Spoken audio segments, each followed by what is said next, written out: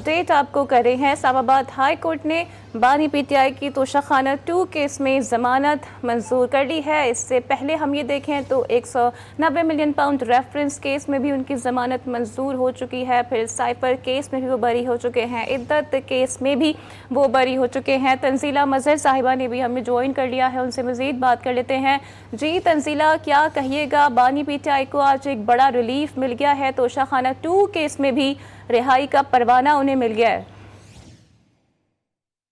देखिए, पाकिस्तान तहरीक इंसाफ को अदालतों से रिलीफ मिल रहा है और जो भी केसेस उनके अपनी अंजाम की तरफ जा रहे हैं वहाँ पे हम देख रहे हैं उन्हें काफी हद तक रिलीफ मिल रहा है। दूसरी जानिब पाकिस्तान तहरीक इंसाफ जो है वो, अगर आप उनकी गुफ्तगू सुने तो वो किसी भी चीज से खुश नहीं है और ऐसा लगता है कि जैसे उनको इस पूरे निजाम से किसी किस्म का कोई रिलीफ, कोई सपोर्ट नहीं मिल रही। मेरा ख्याल है कि जो आज का फैसला है उससे पाकिस्तान तहरीक इंसाफ जिस तरह का बयानिया बना रही है पाकिस्तान के अंदर भी और पाकिस्तान से बाहर भी, और बैन अक़वामी बरादरी को भी जिस तरह के वहाँ से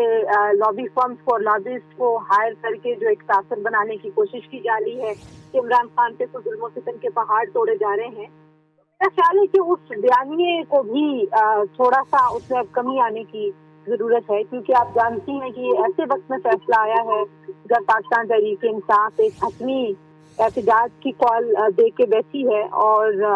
जो तरीक़ाकार होना चाहिए सियासी जमातों को एहतजाज का बिल्कुल हक है, लेकिन ये कहना कि हम किसी को रिहा कराने तक नहीं उठेंगे अपने मुतालबात मनवाए बगैर, और मुतालबा यही है कि इमरान खान साहब को रिहा किया जाए, तो शायद पाकिस्तान तहरीक इंसाफ के लिए एक इंट्रोस्पेक्शन का टाइम है कि आप जो कानूनी लड़ाई है वो लड़िए, और अगर इमरान खान साहब के खिलाफ कोई झूठे या पोलिटिकली मोटिवेटेड केसेस हैं जो कि पाकिस्तान की तारीख में ज़ाहिर एक हकीकत है, क्योंकि हम ये तो नहीं कह सकते कि ये इतना ट्रांसपेरेंट सिस्टम है कि जिसमें शायद पोलिटिकली मोटिवेटेड केसेस नहीं बनते। यहाँ पे भुट्टो साहब को जिस तरीके से कत्ल किया गया, जैसे उनको फांसी दी गई, वो भी हमारी तारीख का हिस्सा है, लेकिन उसका तरीक़ेकार कानून और आइन के अंदर रह के लड़ाई लड़ना है, एहतजाज करना भी उनका हक है। तो अब देखिए कि जो 9 मई से मुताल्लिका केसेस हैं जिसमें पाकिस्तान तहरीक इंसाफ की लीडरशिप बार बार ये कहती रही और इमरान खान साहब ने खुद भी ये कहा था कि आप सीसीटीवी फुटेजेस जो है उनको रिलीज कर दें और अगर कोई पीटीआई का शख्स हुआ तो मैं माफी मांग लूंगा। अभी चंद दिन पहले आपको पता है कि जो एक्सक्लूसिव सीसीटीवी फुटेजेस हैं जहाँ जहाँ पे हल्ले बोले गए, जिस तरीके से जो इमलाक को नुकसान पहुंचाया गया, वो तमाम फुटेजेस सामने भी आ गई। तो एक तरह से पाकिस्तान तहरीक इंसाफ के पास और बानी पीटीआई के पास एक रास्ता था कि वो सीसीटीवी फुटेजेस के बाद कुछ मामलात को बेहतर करने की कोशिश करते, लेकिन अगर हदगर्मी से एहतजाज करके उनको लगता है कि इमरान खान साहब को वो रिहा करा लेंगे तो मुझे लगता है शायद उसमें उनको ज्यादा कामयाबी नहीं होगी। लेकिन अगर इन केसेस में शवाहिद उनके खिलाफ नहीं है, देखिए केसेस तो मेरिट पे चलते हैं, केसेस तो शवाहिद और सबूत की बुनियाद पर चलते हैं, और आज के जमाने में शायद बिल्कुल। तो तंजीला,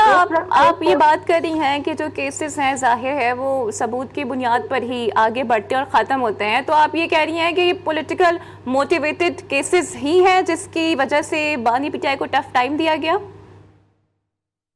देखिए, हमारे यहाँ जो एहतसाब का अमल है, जितने भी करप्शन के केसेस हैं, जितने भी सियासतदानों के खिलाफ अगर आप देखेंगे, मैं ये नहीं कह रही कि सियासतदान करप्ट नहीं होते, इस मुआशरे में और दुनिया के हर मुआशरे में करप्शन एक हकीकत है, लेकिन हमें करप्शन सिर्फ उस वक्त नजर आती है जब हम किसी को दबाना हो। तो जो